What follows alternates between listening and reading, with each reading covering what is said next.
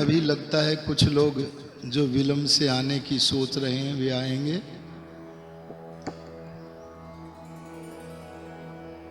और जो कुर्सियों पर बैठे हुए युवा हैं,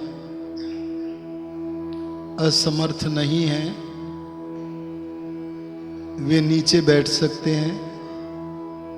देखो जवान कुछ बैठे हों तो,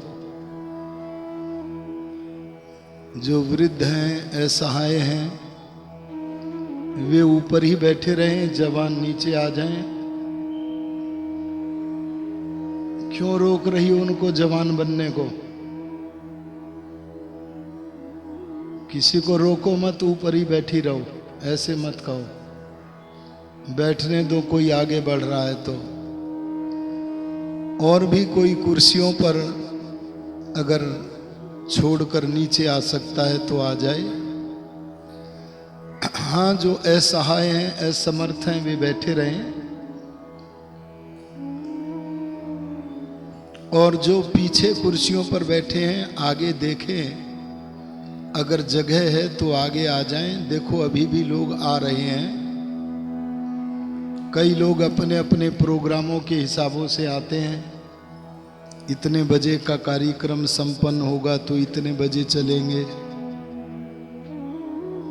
तो इस दृष्टि से आने का काम अभी चलता रहेगा।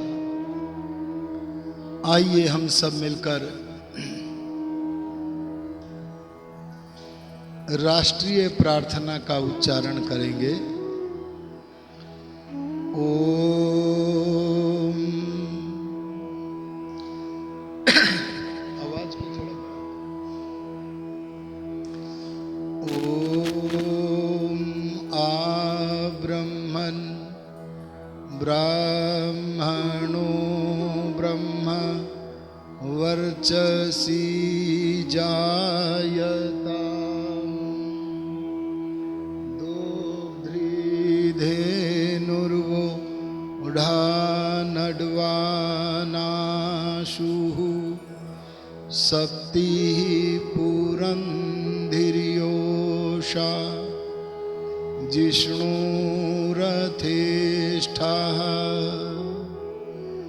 युवास्य यजमानस्य वीरो जायताम् दोग्ध्रीधेनुर्वोढा नड्वानाशुः सप्तिः पुरंधिर्योषा जिष्णुरथेष्ठा सभेयो यजमानस्य।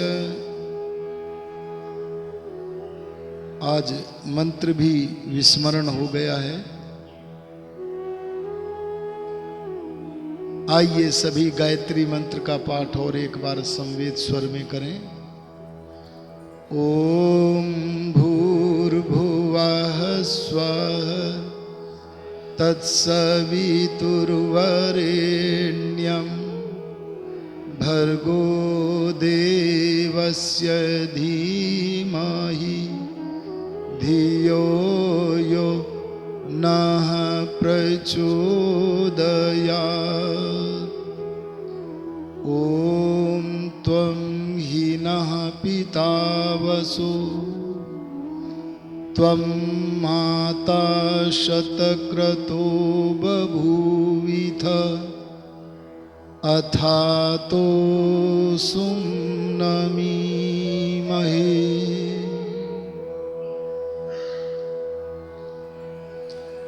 व्याख्यान वेदी पर विराजमान अपने आर्य समाज शास्त्री नगर के प्रधान और इस समापन सत्र के सभापति के आसन को अलंकृत करने वाले, जिनका परिवार आर्य समाज को मन वचन कर्म से जी रहा है, ऐसे हमारे बहुत ही अच्छे बंधु आदरणीय श्री वीरेंद्र आर्य जी, सभा का कुशल संचालन करने वाले आदरणीय मंत्री प्रवर श्रीमान सुशील कुमार गुप्ता जी, आर्य समाज के कोषाध्यक्ष श्रीमान रामावतार आर्य जी, आर्य समाज के पुस्तकालय अध्यक्ष बैठे हैं क्या यहाँ, श्री कुंवर पाल जी और हमारे आदरणीय सत्यपाल सिंह आर्य जी,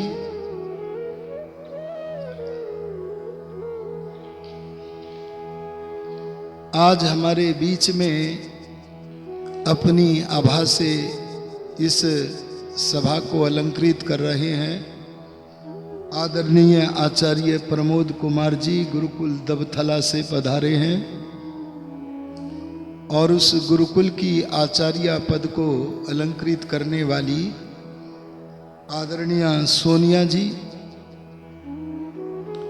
उनके बराबर में बैठे हैं आदरणीय राजेश सेठी जी, आदरणीय दिगंबर चौहान जी, मैं सबके नाम नहीं जानता हूँ हैं जी, आदरणीय श्री नाम सिंह जी, राम सिंह जी जाखड़ और हमारे आचार्य कपिल जी, पीछे बैठे हैं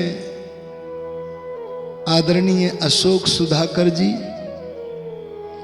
और वो आर्य समाज थापर नगर के बहुत ही पुराने आर्य जी बैठे हैं, पहले मंत्री पद को अलंकृत किया करते थे हैं जी, सुभाष जी, और ये पानी पी रहे हैं योगेश मुवार जी जैसे हैं, वही हैं, बड़े बदले हुए लग रहे हैं और हमारे आदरणीय आनंद प्रकाश त्यागी जी, आदरणीय अपर्णा जी, और माता जी पीछे बैठी हैं, बहुत पुरानी हैं, कैलाश सोनी जी, आप भी बैठी हैं, बहुत पुराना परिचय है, सदर से कई बहनें माताएं आई हैं,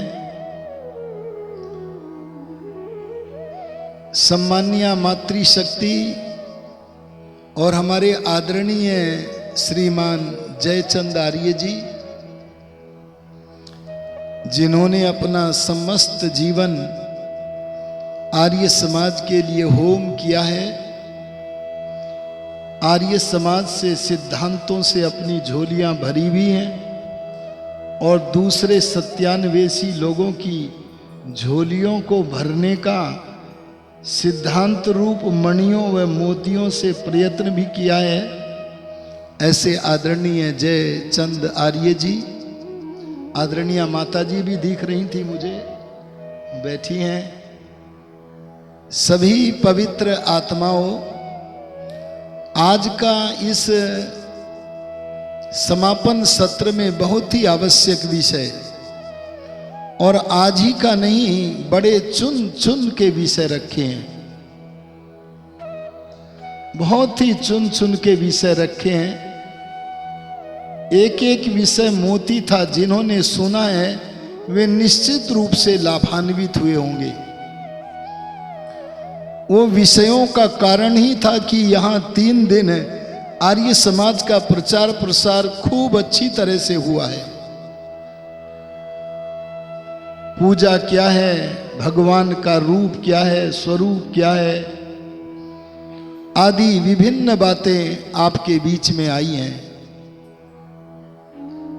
कल वेद की चर्चा आपके बीच में सायं की सभा में आई थी। आज राष्ट्रोन्नति के विषय में आर्य समाज ने क्या किया था, क्या कर रहा है और क्या करना चाहिए, इस विषय पर संक्षिप्त विचार आपके सामने रख रहा हूं।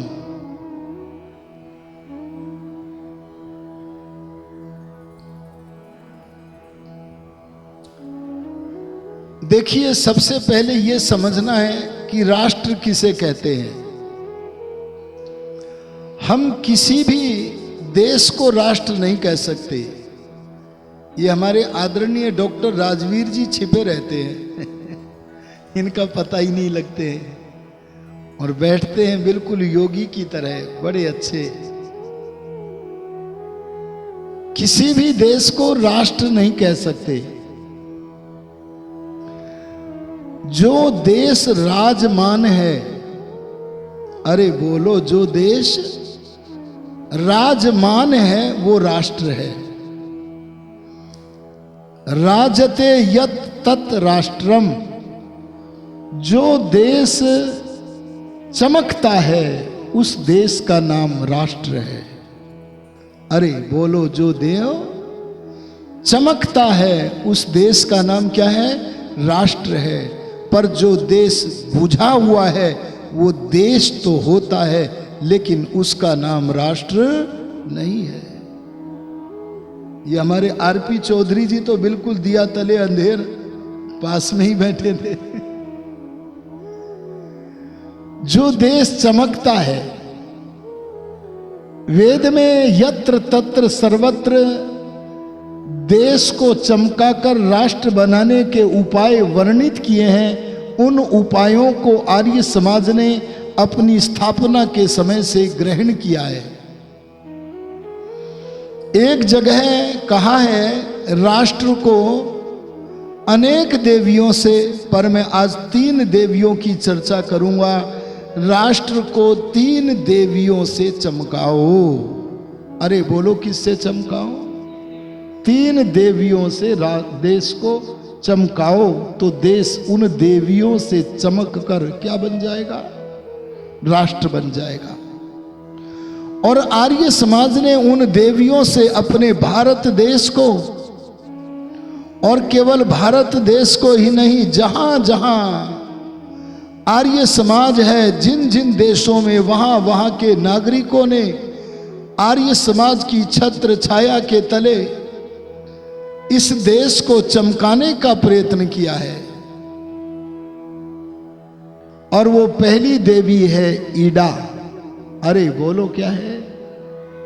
ईडा। ईडा शब्द का अर्थ है बड़ाई करने के योग्य संस्कृति। क्या अर्थ है जी? प्रशंसा करने के योग्य संस्कृति। यह संस्कृति क्या वस्तु होती है? अगर हमें देश को राष्ट्र बनाना है तो जानना चाहिए। संस्कृति उन परंपराओं का नाम है जो धर्म के आधार पर हैं। जैसे पर्व हैं वे संस्कृति के बोधक हैं, जैसे हमारी परंपराएं हैं वे संस्कृति के बोधक हैं। जो गुण शारीरिक उन्नति और विशेष रूप से आत्मिक उन्नति को करने वाले हैं, उन यम नियम आदि गुणों का नाम, अरे बोलो, संस्कृति है। अच्छा बोलो, हमें उदार बनना चाहिए कि नहीं? हाथ खड़ा करो, उदार बनना चाहिए कि नहीं? देखो, एक वाक्य लिखा है, उदार चरिता नाम तु वसुधैव कुटुंबकम। जो उदार व्यक्ति होते हैं वो वसुधा को अपना कुटुंब मानते हैं। अरे बोलो, उदार होना चाहिए कि नहीं? कभी अवसर आया तो दयानंद योगी की उदारता का वर्णन करूंगा। अब मैं आपसे आज राष्ट्रोत्थान के परिप्रेक्ष्य में एक बात पूछना चाहता हूं। भारत के राष्ट्रीय पर्वों पर भारत के प्रधानमंत्री और राष्ट्रपति प्रायः एक बात बोला करते हैं कि भारत अनेक संस्कृतियों का देश है, भारत अनेक धर्मों का देश है। अरे बोलो, भारत की सब संस्कृतियों, अरे सब पंथों की विचारधारा का सम्मान करना चाहिए कि नहीं? लंबा सा हाथ खड़ा करो, लंबा सा, बहुत लंबा करो। तुम्हारे कारण ही ये भारत देश राष्ट्र नहीं बन पा रहा है, समझ नहीं हो? अरे समझी कि नहीं हो? अगर मैं मुसलमानों की सभा में ये सवाल करता, अगर मैं मुसलमानों की सभा में ये सवाल करता कि सारे पंथों का सम्मान करना चाहिए कि नहीं, अरे चाहे वे चीनी समझकर कितनी भी धूल फांक रहे हो, चाहे कितना भी बकरा ईद मना रहे हो, पर तुम्हारी तरह गंदी विचारधारा का सम्मान करने का विचार, आपके अंदर तो गंदी सम्मान विचारधारा का भी सम्मान करने के लिए हाथ उठा। क्या हम मुसलमानों की इस विचारधारा का सम्मान करें कि तू निरीह गाय पशुओं का वध करके हमारे घर की नाली को रक्त से लाल लाल कर दे? बोलो, इसका विचार करना, इसका सम्मान करना चाहिए? तो हाथ क्यों खड़े किए? मैंने क्या पूछा था? क्या हमें सब मतवादियों की विचारधारा का सम्मान करना चाहिए कि नहीं? एक क्या हो गया, हिंदू अगर हाथ खड़ा करता तो करता, पर क्या तुम भी सारे स्वाध्याय विहीन हो क्या? ऐसे हमारा देश राष्ट्र बनने वाला नहीं है। ध्यान देना, ऋषि दयानंद ने बड़ी ऊंची बात कही है। आप ऋषि दयानंद के खूंटे से बंध जाओ। ऋषि दयानंद से पूछा, धर्म कितने हैं? अरे ऋषि दयानंद से पूछा, संस्कृति कितनी है? अकेला व्यक्ति था दयानंद, जो बोला मत मतांतर तो अनेक है, लेकिन संस्कृति, अरे बोलो, धर्म एक है। अरे बोलो, और तुम सबका सम्मान कर रहे हो। अरे आर्य समाज का नियम का विचार करो। अगर भारत देश को राष्ट्र बनाना है तो आर्य समाज के नियमों का विचार करो, और केवल विचार ही मत करते रह जाना, कुछ हाथ नहीं लगेगा केवल विचार करने से, बल्कि विचार करके जो बात पुष्ट हो उसे क्रिया में लाने से आपका देश राष्ट्र बनेगा। ये काम कभी स्वामी श्रद्धानंद ने, लेखराम ने, गुरुदत्त ने, सबने किया था। आज पुनः उस काम को करने की आवश्यकता है, और आर्य समाज के द्वारा हमें दिए गए अनेक कामों में एक बहुत बड़ा काम जो हमें करना है, उस काम का नाम है नाश करो। अरे क्या बोला मैंने? घबराए तो नहीं? क्या करो? अरे नाश करो। आर्य समाज ही है जो नाश कर सकता है। अरे सत्य प्रिय है जिसे वही नाश कर सकता है। आर्य समाज में अपने स्वर्णिम नियमों में ऋषि दयानंद ने लिखा, अविद्या का नाश करना। अच्छा, अविद्या कहां है? एक बार ऋषि दयानंद के हाथों में कुरान पुस्तक आ गई। अरे बोलो, कौन सी पुस्तक आ गई? ए बहन जी,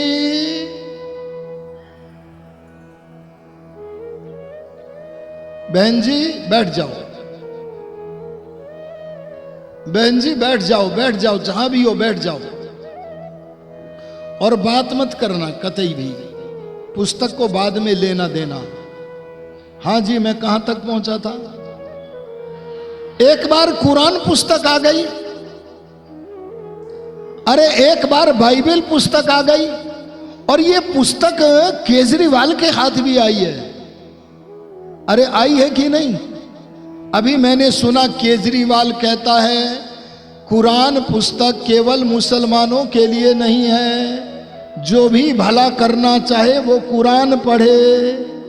ये मूर्खानंद अग्निवेश भी कहता था कि नहीं? अरे बोलो, कहता था कि नहीं? पर क्या ये बात कभी स्वामी श्रद्धानंद ने कही? अरे बोलो, तकरीर जब जामा मस्जिद से की तो कुरान की आयत पढ़ के की, या परमात्मा की कल्याणी वाणी वेद का मंत्र पढ़ के अपनी तकरीर को प्रारंभ किया। बोलो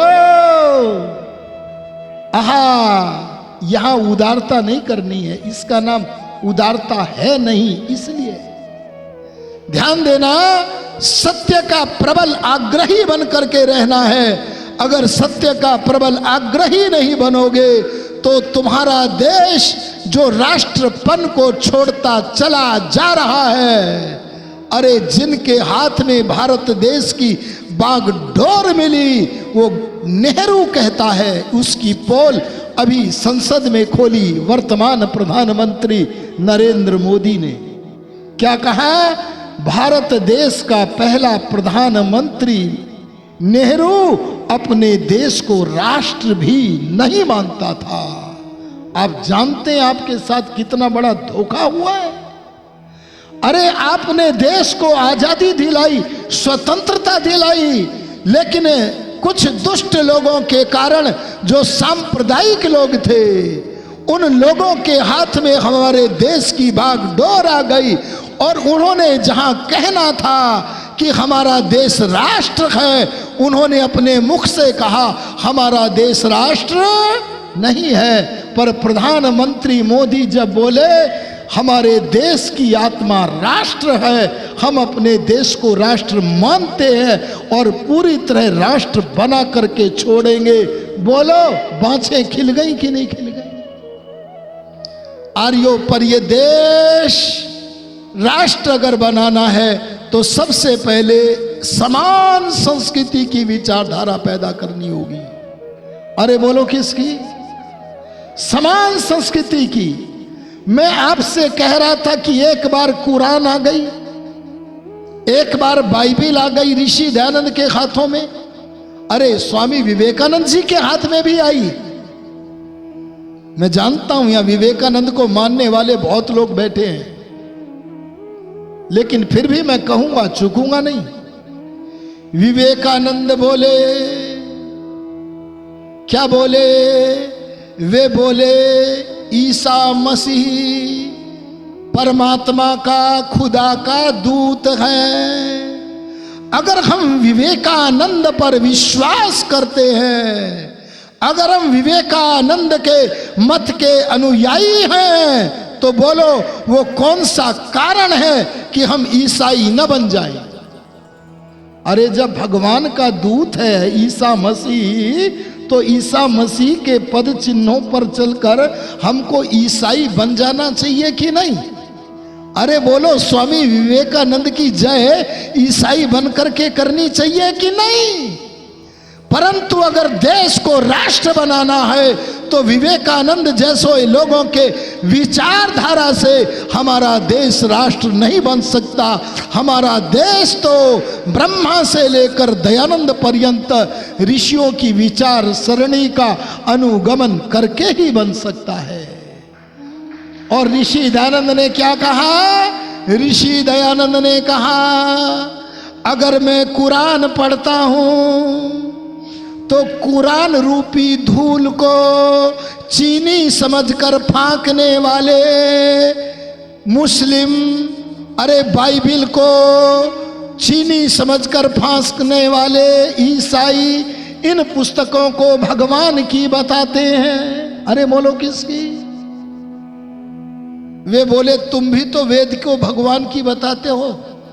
तब हम बोले हम वेद को भगवान की बताते हैं, ये भगवान का बनाया हुआ ज्ञान है। इसे बताने के लिए हमें किसी कारण की जरूरत नहीं थी, क्योंकि ये तो है। अरे बोलो क्योंकि ये तो है।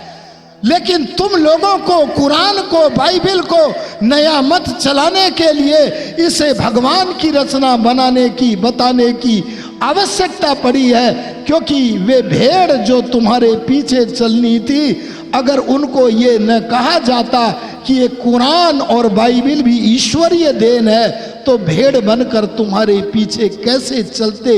इस कारणवश उनको बताने की जरूरत पड़ी है। लेकिन वेद को ईश्वरीय ज्ञान है, इसे बताने के पीछे कोई कारण नहीं है। इसका एक ही कारण है क्योंकि वेद ईश्वरीय वाणी है। इसकी चर्चा हमने कल की थी, जो आए होंगे उन्होंने सुना होगा।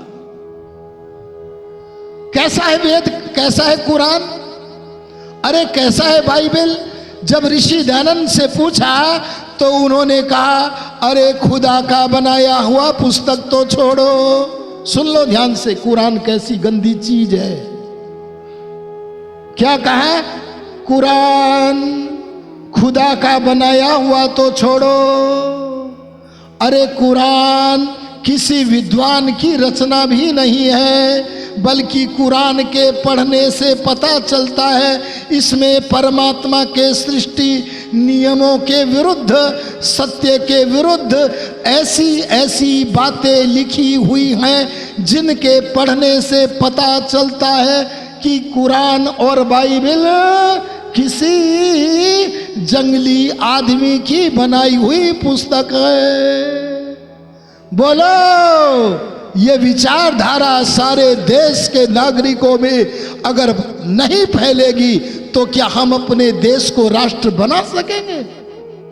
अरे बोलो, आप बहुत बड़ी हानि कर रहे हैं अपनी, क्योंकि आप न अपने बेटों को लेके आए हैं कुछ को छोड़कर, न अपनी बेटियों को लेके आए हैं, अरे न पोतों को लेके आए हैं, न पोतियों को लेकर के आए हैं। ध्यान देना, अगर आप अपनी बेटियों को लेकर के आते, मुझे याद आता, मैं अभी दिल्ली में एक आर्य परिवार में ठहरा और उनकी बेटी युवती लगभग 24-25 साल की। मैंने कहा इसके दादा तो बड़े ऊंचे आर्य थे, इनके पिताजी में भी कुछ अंश है आर्यत्व का, देखो पोतों में कितना है। मैंने पूछा, बेटी तुम्हें धर्म के बारे में क्या जानकारी है, क्या तुम धर्म के विषय में जानती हो, कुछ बताओगी?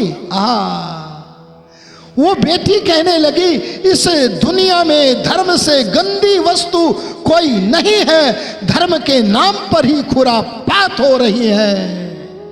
बोलो, स्वाध्याय की कमी थी कि नहीं थी? मैंने उससे कहा, अगर तुम्हारे घर में कोई नकली दूध बेचने लगे, तुम्हारे घर में नकली दूध आने लगे जिससे स्वास्थ्य खराब हो जाए, तो तुम्हें क्या करना चाहिए? क्या दूध का विरोध करना चाहिए? अरे बोलो, क्या ये कहना चाहिए दूध कोई मत पियो, दूध खराब वस्तु होती है, क्या ये कहना चाहिए? बोली नहीं, दुग्ध शुद्ध पीना चाहिए। मैंने कहा, ए बिटिया, तू जिसे धर्म मान रही है वो मत मतांतर है, वो संप्रदाय है। अगर धर्म को जानना चाहती है तो तुझे वेद को पढ़ना, पढ़ाना और सुनाना पड़ेगा, तब तेरे हाथ में धर्म लगेगा। अरे धर्म तो प्यार की वस्तु है, धर्म तो सत्यान्वेषी जनों की झोलियों को सिद्धांत रूप मणियों व मोतियों से भरने का माध्यम है। अरे वो तो महान मीडिया है। इसलिए मैं कहना चाहूंगा, समान संस्कृति की विचारधारा आर्य समाज ने राष्ट्रोन्नति के लिए फैलाने का प्रयत्न किया।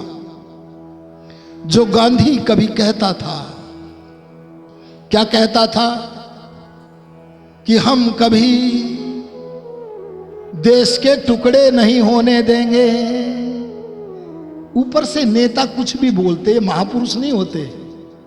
ये अंबेडकर है नेता है, नेहरू है नेता है, और भी बहुत सारे नेता है। कुछ नेता अच्छे भी होते हैं, आपके चौधरी चरण सिंह अच्छे नेता थे, आपके लाल बहादुर शास्त्री अच्छे नेता थे, अच्छे भी होते हैं, सारे बुरे थोड़े ही होते हैं। लेकिन जो अधिकांश नेता है ना, वो नेता तो है पर महापुरुषों की श्रेणी में रखने के योग्य नहीं है। कोई नेता होता है जो महापुरुषों की श्रेणी में होता है। अरे महात्मा गांधी ने देश को नेहरू के कारण बंटवा दिया, और हमारे देश की सेना जब पाकिस्तान से युद्ध कर रही थी, तब जब पीओके को हम अपने कब्जे में लेने जा रहे थे, तब उस समय नेहरू ने बीच में ही युद्ध को विराम दे दिया। उस समय तात्कालिक गृह मंत्री, क्या नाम था, सरदार पटेल की न चली। और बोलो टुकड़े हो गए कि नहीं हो गए? अरे बोलो रह गया कि नहीं रह गया? आर्यो ध्यान देना, हमारे देश के टुकड़े 3 वैसे बहुत हो गए हैं। क्या बोला मैंने? वैसे बहुत हो गए, पर अभी अभी अगर हमारे देश के 3 टुकड़े हुए हैं अभी अभी। बांग्लादेश हमारा भाग था। अरे सुनो, हम लोग लाहौर में जाकर के वेद का प्रचार करते थे। हम लोग ऋषि दयानंद के गीत गाते थे। हम लोग लाहौर में शास्त्रार्थ करते थे। अरे आर्य समाज के महाधन लाला साईं दास, स्वामी श्रद्धानंद जैसे व्यक्तित्व वहां राजमान रहते थे। लेकिन आज हम वहां वेद प्रचार नहीं कर सकते। बोलो इसके पीछे कारण क्या है? इसके पीछे कारण है भारत का पाकिस्तान कहा जाने वाला भूखंड आज चमक नहीं रहा है। वहां संस्कृति नष्ट हो गई है। अरे बोलो वहां धर्म नष्ट हो गया है। वहां अधर्म का साम्राज्य है। अरे वहां सांप्रदायिक राज्य है। ये सांप्रदायिक राज्य जब तक समाप्त नहीं करेंगे, भारतवर्ष में सांप्रदायिक राज्य फेल है। क्या बोला मैंने? भारतवर्ष में बोलो। अच्छा, आपने दुनिया में एक मुसलमान क्या पंथ निरपेक्ष देखा है? अरे बोलो ना, नहीं देखा। पर अगर पंथ निरपेक्षता की चादर, ये पंथ निरपेक्षता की मूर्खता की चादर अगर धरती पर किसी को पढ़ाई गई है ना, उड़ाई गई है ना, तो उस फुसिया प्राणी का नाम है हिंदू। क्या है बोलो? तभी तो हाथ खड़ा कर रहे थे। हाँ, सबकी विचारधारा का सम्मान करो। और देखो अब तो तुम में कुछ जागरण आ गया है। लेकिन कुछ समय पहले तक तो आप टोपी पहन के, अरे बोलो पहनते थे कि नहीं? अरे टोपी पहन के नकली रूप में मन में कुछ था, वाणी में कुछ था, आचरण में कुछ था।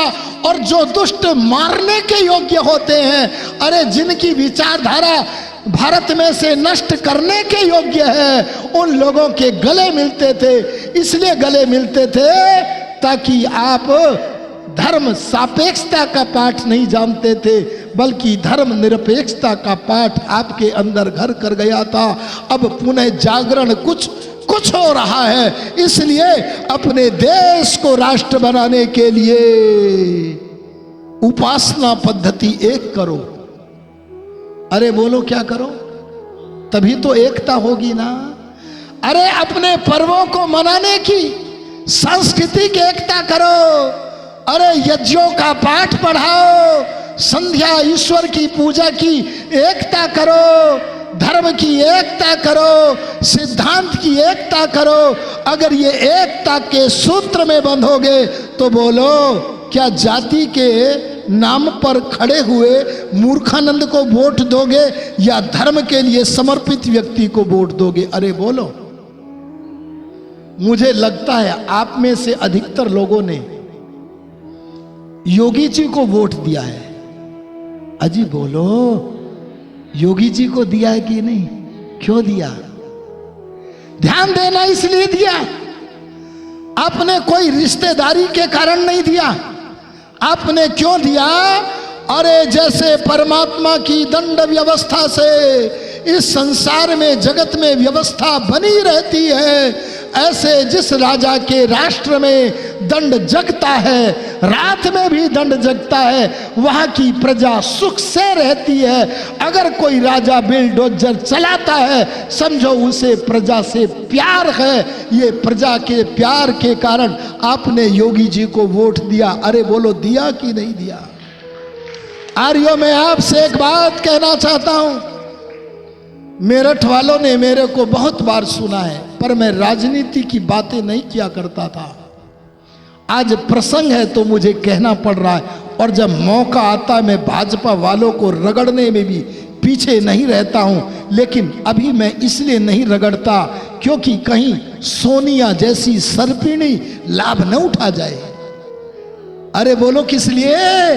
कहीं राहुल ईसाई को कोई लाभ न मिल जाए, अरे कहीं अरविंद केजरीवाल को लाभ न मिल जाए। इस भय के कारण व्यवस्था से में इनकी जो निष्कर्मण्यता है, कर्म को तेज गति से न करना है, मैं उस पर कोई वर्णन नहीं करता। लेकिन मैं कहूंगा जब तक हमारा राज्य नहीं आता, अरे बोलो किनका? सेठी जी। अरे जब तक हमारा राज्य नहीं आता, अगर हमारा राज्य आया ना तो हम केवल उपदेशों से काम नहीं लेंगे। क्या बोला? उपदेशों से काम नहीं लेंगे। अरे हमारी धर्मार्य सभा उपदेशों का भी काम करेगी, लेकिन दंड जगेगा, ऐसा दंड जगेगा जैसा उत्तर प्रदेश में जग रहा है, इससे भी कई गुना दंड जगेगा। लेकिन जब तक ये दंड नहीं जगता, तब तक आपको विवशतः उन लोगों का सहयोग करना पड़ेगा जो समान संस्कृति की बात करते हैं। आर्यों, भारत में धर्म निरपेक्षता फेल है। इस धर्म निरपेक्षता के कारण पाकिस्तान बना। इसी के कारण बोलो क्या बना? बांग्लादेश बना। और मैंने बरेली के दीवारों पर लिखा हुआ देखा।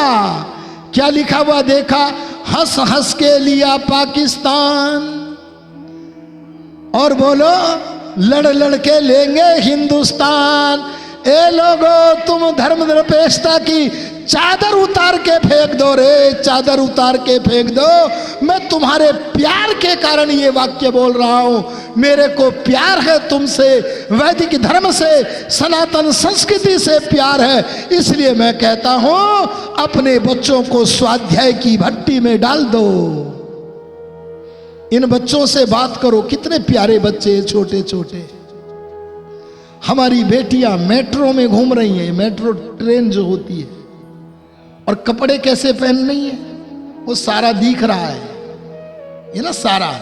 तो मैंने किसी से पूछ लिया, बेटी गरीब है क्या? बोले नहीं, गरीब कैसे लग रही है। मैंने कहा बेटा ये किसी की फटी हुई पैंट क्यों पहन रही है? बोली आपको पता नहीं ये तो महंगी है। मैंने कहा महंगी और वो भी फटी हुई? अरे महंगी और वो भी फटी हुई, बोलो बुद्धिमत्ता की बात है कि बुद्धिहीनता की है? अरे बोल दो ना। ध्यान देना, ये संस्कृति नहीं, अपसंस्कृति हमारे भारतीयों में जहां से आई है उस मूल का नाम है बाइबल। अरे बोलो क्या नाम है? इसे अपने बच्चों के अंदर से हटाना पड़ेगा, हटाना। आजकल क्या करते हैं आप लोगों ने? यज्ञोपवीत पहनना बंद कर दिया और इसके स्थान पर कलावा धारण करना शुरू कर दिया। हिंदू के बच्चे को ये नहीं पता कलावा तो हमें मूर्ख बनाने के लिए पहनाया जाता है, और यज्ञोपवीत हमें संकल्प दिलाया जाता है, व्रत दिलाया जाता है। ये पता ही नहीं हिंदू को। जब कोई हिंदू से कहा गया तुम्हें यज्ञोपवीत लेने का अधिकार नहीं है, तो बोले अजी दे दो, अजी दे दो।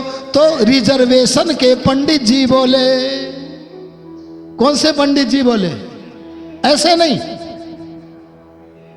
जिसका लक्ष्य है अविद्या का नाश और विद्या की वृद्धि, और जो कहे मैं ही पंडित हूं तुम बन नहीं सकते, ऐसे रिजर्वेशन के पंडित बोले ला हाथ आगे कर, कलावा बांध दिया और मंत्र उनके पास होता नहीं।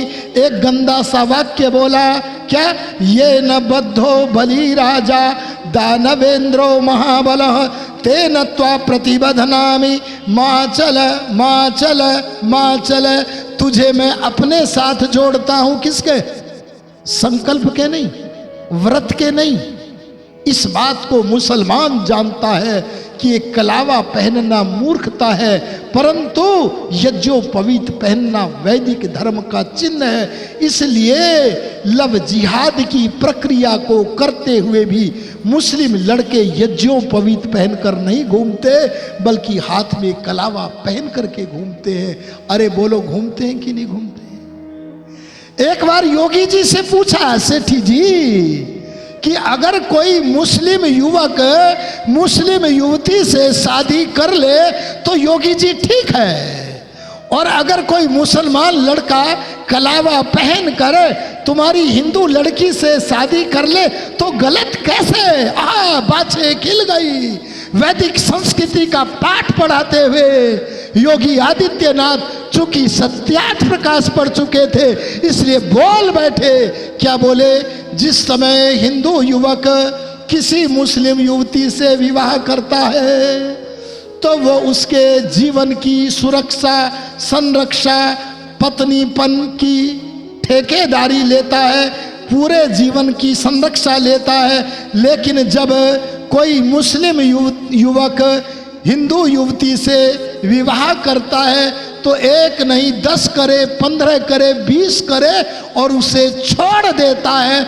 इसलिए हिंदू लड़का अगर मुस्लिम युवती से विवाह करे तो वो उसका उद्धार कर देता है, और अगर मुस्लिम बेटी हमारी स्वाध्याय के बिना करीना कपूर की तरह अगर लड़के मुस्लिम से विवाह करे तो अपना सर्वनाश कर देता है। ये सिद्धांत बोलो जनाना है कि नहीं जनाना है? अरे चुप कब तक बैठे रहोगे? देखो कैसी कैसी मूर्खता पिलाई जाती थी। इतना कठोर हम इसलिए बोलने लगे, केंद्र में हमारी तो नहीं पर लगभग हमारे जैसों की सरकार है। अरे यूपी में हमारी तो नहीं पर हमारे जैसों की सरकार है इसलिए बोल पा रहे हैं, नहीं तो ध्यान देना 1 सेकंड लगती। एक विधेयक प्रस्ताव पारित करने की योजना थी सर्पिणी सोनिया ईसाई की, और वो क्या?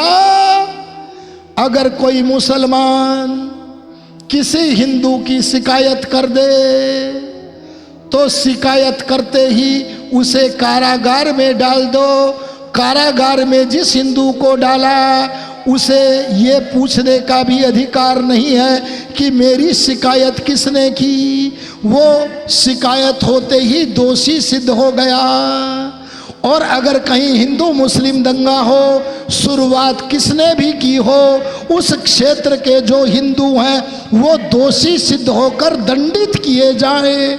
बोलो ये प्रथम दृष्टिया न्याय का उपहास था कि नहीं था? अगर मैं बताने लगूंगा ना तो रोंगटे खड़े हो जाएंगे आपको। इसलिए मैं कहूंगा समान संस्कृति की विचारधारा से जब तक देश नहीं चमकेगा तब तक हमारा देश पूर्णता के साथ राष्ट्रपन को प्राप्त नहीं होगा। हमारे देश में सपोलिए नहीं है।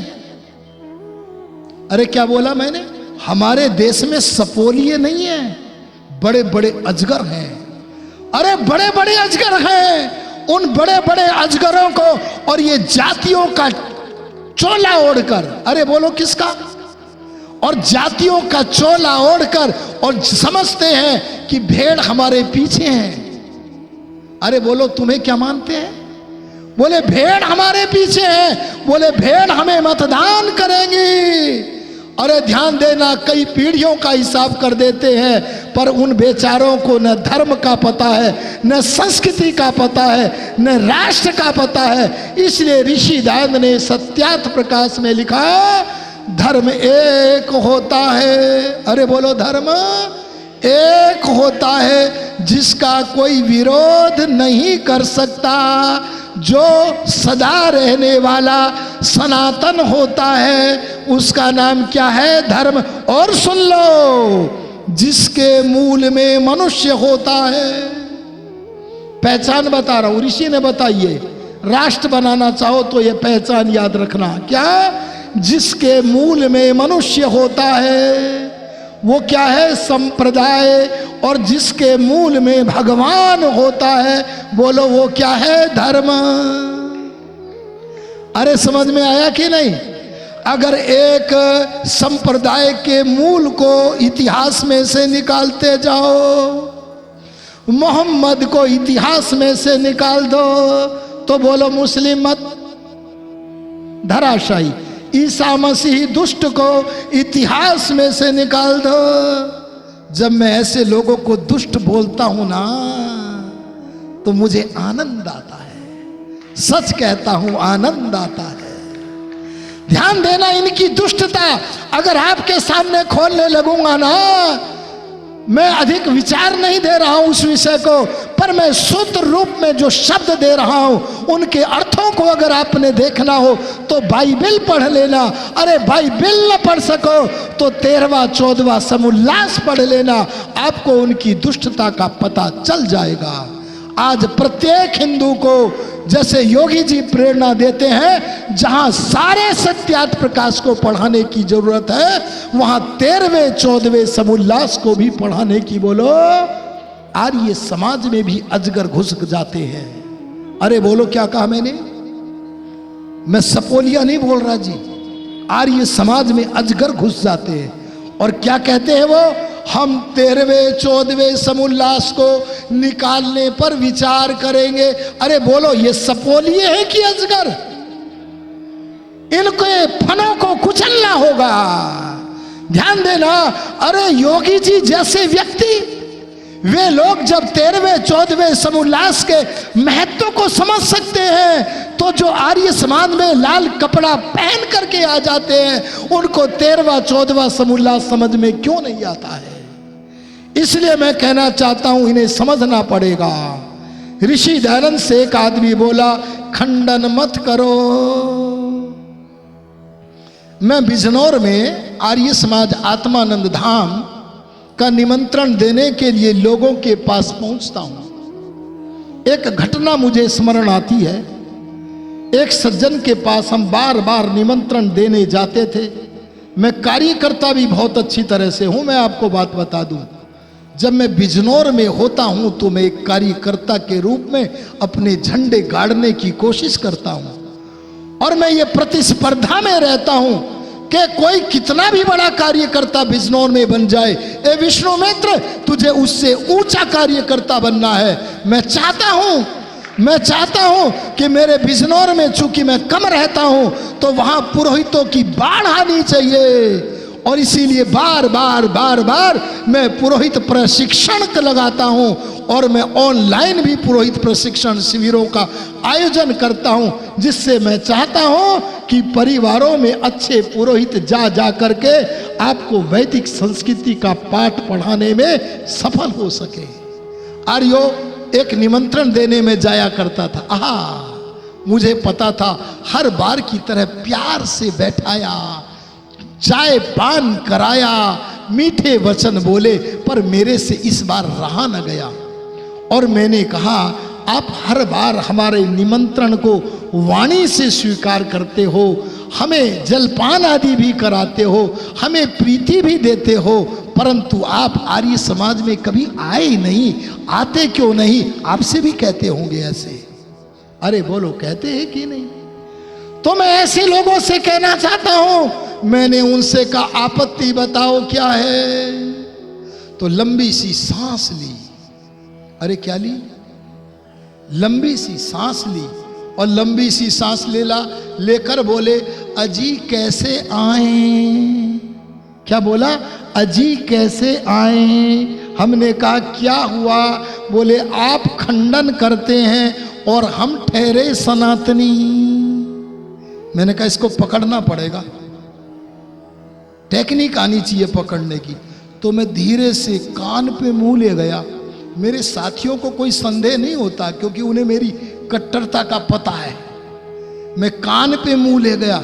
मैं कहने लगा धीरे से, सुनो मैं भी पक्का सनातनी हूं और तुम्हारे से भी ज्यादा सनातनी हूं और मैं आर्य समाज में कभी भी सत्य का खंडन बर्दाश्त ही नहीं करता हूं। बोले ऐसा है? सोचा हमारा ही भाई कोई छुपा हुआ आर्य समाज में है। और मैंने कहा आप आओ, आपको एक भी सत्य का खंडन नहीं मिलेगा और मैं आपसे दृढ़ सनातनी हूं। साथियों ने पूछा क्या कह दिया कान में?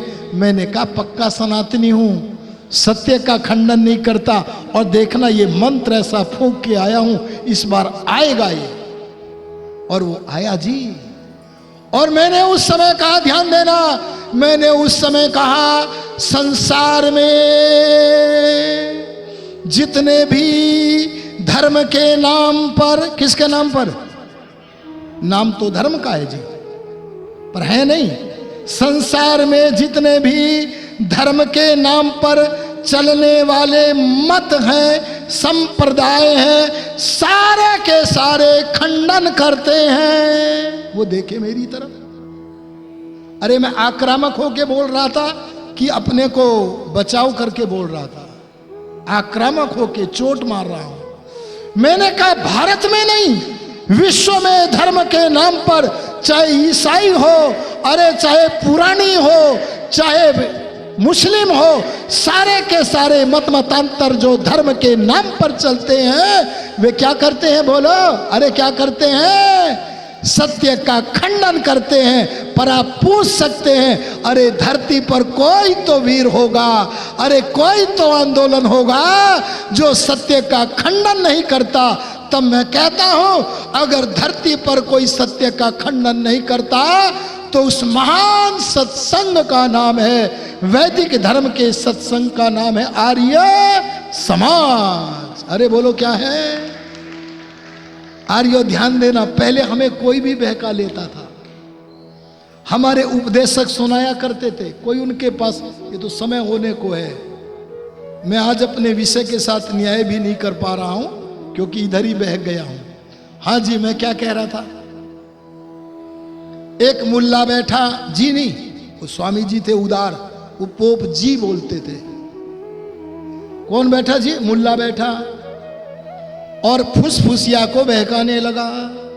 अजी फुसफुसिया क्या होता है?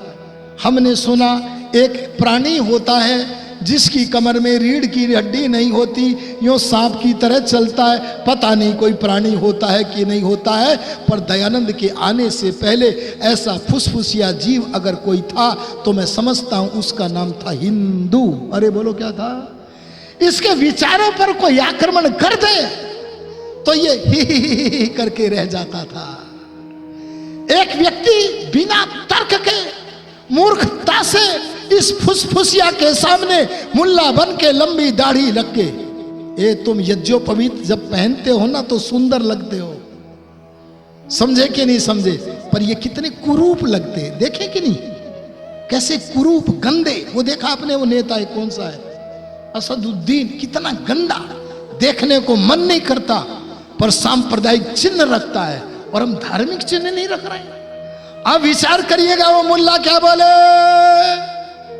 वे बोले, ए हिंदू तेरा राम मैं पे खत्म, रा और बाद में क्या आया? माँ पे खत्म। जहां तेरा राम मैं पे खत्म, वहां से मोहम्मद शुरू होता है। ही करे, क्योंकि सत्यार्थ प्रकाश तो पढ़ा ही नहीं था।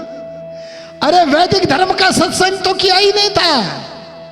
संयोग देखो, वहां आर्य समाज का उपदेशक बैठा था, उसने कहा बिना तर्क के बिना युक्ति के बोल रहा है, चलो इसे इसी की शैली में उत्तर देता हूं।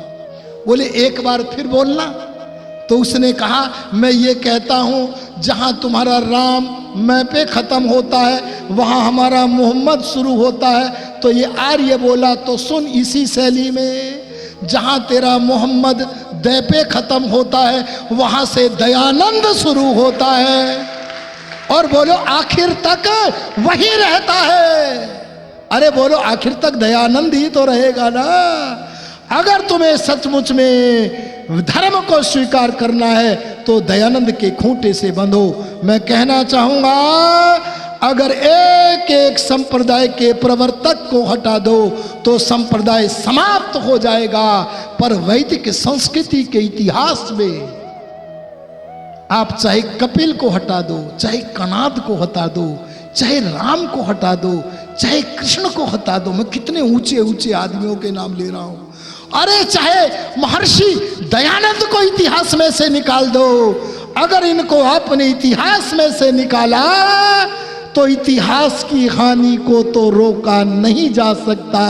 इतिहास की हानि तो होगी पर वैदिक धर्म धराशायी नहीं होगा, क्योंकि वैदिक धर्म का मूल परमपिता परमात्मा है। अरे राम, अरे कृष्ण, अरे दयानंद, ये वैदिक धर्म के संरक्षक हैं, प्रचारक हैं, प्रसारक हैं, पर वैदिक धर्म का आदि मूल परमेश्वर है।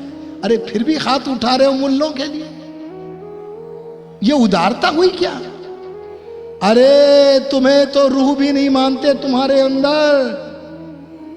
रूह माने उनका शब्द बोल दिया मैंने, आत्मा भी नहीं मानते। और जब दयानंद जी ने भगवान का वर्णन कुरान में पढ़ा तो दयानंद जी समीक्षा करने लगे, तुम्हारा भगवान, तुम्हारा खुदा खुदा नहीं लगता, वो तो ऐसा लगता है जैसे कोई अखाड़ा मल्ल हो। अरे बोलो क्या कहा? जैसे कोई, अब तुम उसके हाथ में हाथ उठा रहे हो। अच्छा ये बोलो, किसी मस्जिद में ईश्वर अल्लाह तेरे नाम सबको सम्मति दे भगवान बोला गया? किन मूर्खों ने बोला? आर्य समाज में भी नहीं बोला जाएगा, ये सदा से जानते हैं। ये केवल उन्होंने बोला जिन्होंने स्वाध्याय नहीं किया। अरे बोलो जिन्होंने, बस मैं विराम देना चाहूंगा, आज मैं अधिक न कह करके बस 2-3 मिनट और है। और मैं ये कहना चाहूंगा, ए मनुष्यों, अगर देश को राष्ट्र बनाना है तो एक सूत्र देकर मैं वाणी को विराम करूंगा। वो क्या? तुम्हारे बच्चे अध्ययन तो बहुत करते हैं। क्या करते हैं जी? अरे बोलो करते हैं कि नहीं? मेरा मोबाइल अगर खराब हो जाए ना तो ये छोटा सा बच्चा फट से एकदम सेट करके दे देगा, लो जी, तो इसका अध्ययन ज्यादा है। हमारे बच्चे अध्ययन, रीडिंग बहुत करते हैं, हमसे ज्यादा करते हैं। हमारे बच्चों में बुद्धि हमसे कम नहीं है, हमसे ज्यादा है। पर क्या करें, रोना इस बात का है, हमारे बच्चे अध्ययन में ही अपना सारा जीवन लगा देते हैं, लेकिन हमारे बच्चे स्वाध्याय की तरफ अग्रसर, अरे बोलो अग्रसर नहीं होते हैं। क्यों जी? आपको बेटा स्वाध्याय और अध्ययन के अंतर का पता? एक लाइन में बता करके वाणी को विराम करता हूं। जिन पुस्तकों के पढ़ने से, जैसे खेती की पुस्तक है अजी, जैसे व्यापार की पुस्तक है, समझ गए नहीं?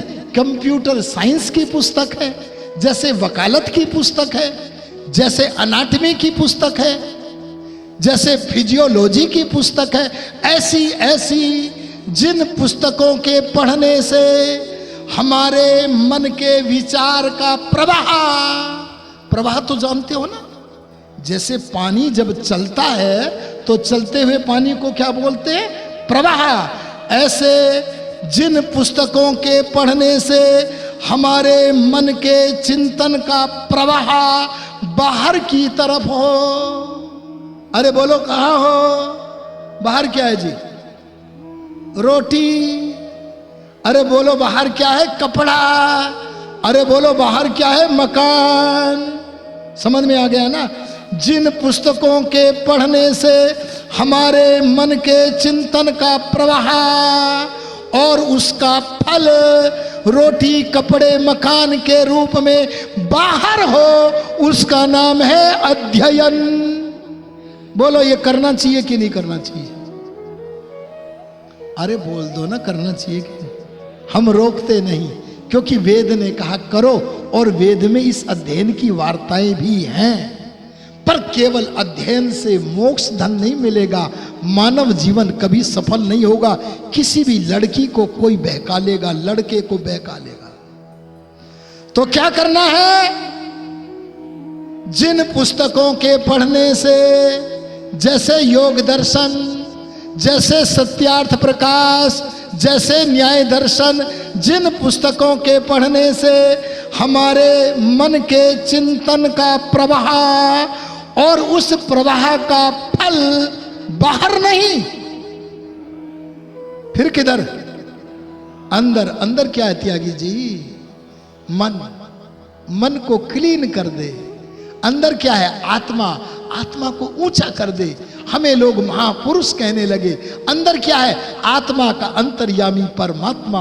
अरे जिन पुस्तकों के पढ़ने से हमारे मन का प्रवाह और उसका फल अंदर मन की पवित्रता के लिए, आत्मा के उत्थान के लिए, परमात्मा का साक्षात्कार करने के लिए हो, परमात्मा के आलिंगन के लिए हो, उस आंतरिक अध्ययन का नाम बोलो क्या है? स्वाध्याय। ये स्वाध्याय नहीं करोगे ना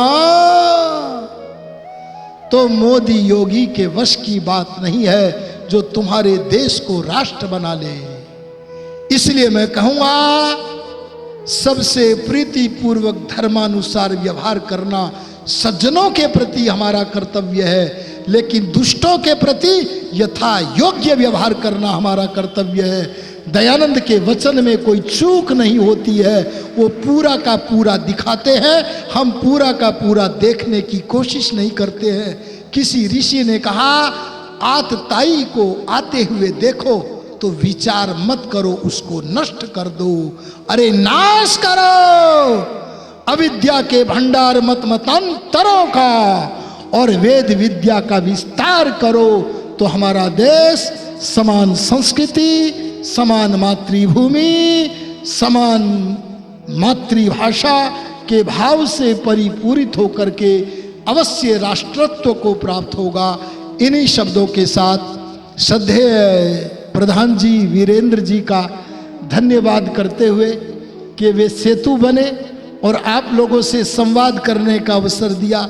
भाई हम तो आर्य समाज रूपी घड़ी के क्या है जी, पुर्जे हैं। कहीं अगर हमारा यूज करना अच्छा लगे तो करो और आराम से करो, मस्ती में करो।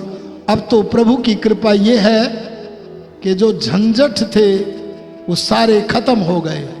अब तो यही निर्णय है, जब तक जिएंगे तब तक आर्य समाज का काम करेंगे। अगर लंबी आयु मिलेगी तो लंबे टाइम तक करेंगे, अरे थोड़ी आयु मिलेगी तो परलोक गमन कर जाएंगे। इन्हीं शब्दों के साथ वाणी को विराम देता हूं। ओम शम।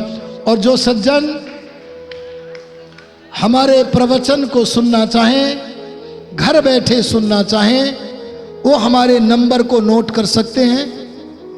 अगर कोई करना चाहे तो नोट कर लें, हम उनको व्हाट्सएप पर भेज सकते हैं। नोट कीजिए अगर किसी को करना है, 9412179665। फिर बोलूं 94-121-17-965। इस व्हाट्सएप नंबर पर अपना नाम और जहां के आप रहने वाले हैं उस स्थान का नाम आप लिख देंगे तो हम अपने वैदिक विचारों से आपको ओतप्रोत करने का प्रयत्न करेंगे। आदरणीय चंद्रकांत जी के भी दर्शन हुए, उनको भी साधुवाद देता हुआ अपनी वाणी को विराम देता हूँ।